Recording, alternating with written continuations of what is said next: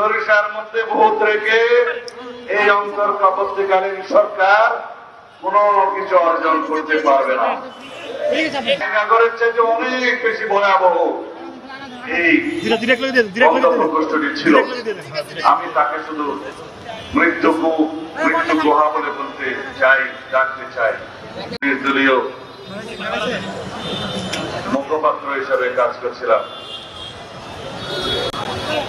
তারা প্রায় 20 থেকে 25 মিনিট ড্রাইভ করে একটি জায়গায় নিয়ে আমাকে একটা একটা গোপন কুটুরিতে আবদ্ধ করে, যার আকার হবে 5 ফিট বাই 10 ফিট,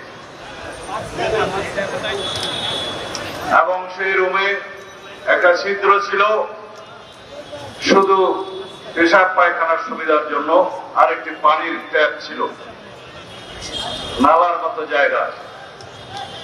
একটা পাতলা কম্বল, একটা পাতলা বালিশ, উপরে হাই পাওয়ার লাইট, সামনে স্টিলের দরজা, নিচে একটু ফাঁকা, খানা পিনা দেওয়ার জন্য।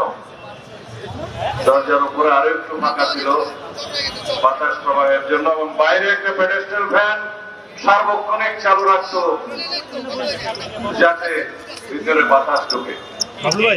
আপনারা যারা আয়নাগরের বর্ণনা শুনেছেন, আয়নাগর নাম দেখে আমাদের সম্ভবত নেত্র নিউজ নামের একটি মিডিয়া এই নামকরণ করেছে।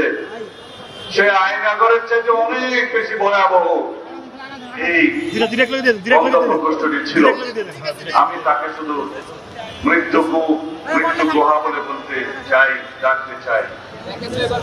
আমি জানি না কতটা আয়নাগর বাংলাদেশে ছিল, কাদের অধীনে ছিল। তবে আজকে আমি সবকিছু আমার বক্তব্য খোলাসা করে বলতে চাই।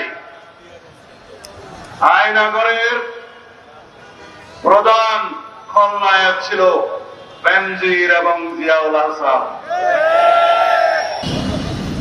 বন্ধু ইলিয়াস বলে গেছেন, জিয়াউল হাসানকে কোন ইন্টারোগেশন করা হচ্ছে না। আমি একমত। তখন কর্নেল ছিল, এখন বোধহয় মেজর জেনারেল পদোন্নতি দিয়ে তাকে রিটায়ার করে তারপরে তাকে গ্রেফতার করে একটা নাটক সাজাচ্ছে টিভিতে। তাকে নিয়ে গেছে ইন্টারোগেশনের জন্য।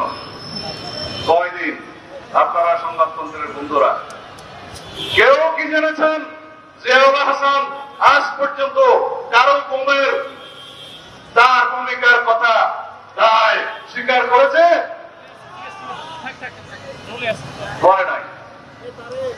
কারণ জিয়াউল হাসানের পিছনে যারা ফ্যাসিবাদকে রক্ষা করার জন্য, হাসিনাকে রক্ষা করার জন্য, ক্ষমতা দীর্ঘায়িত করার জন্য যারা কাজ করেছিল, তারা এখনো।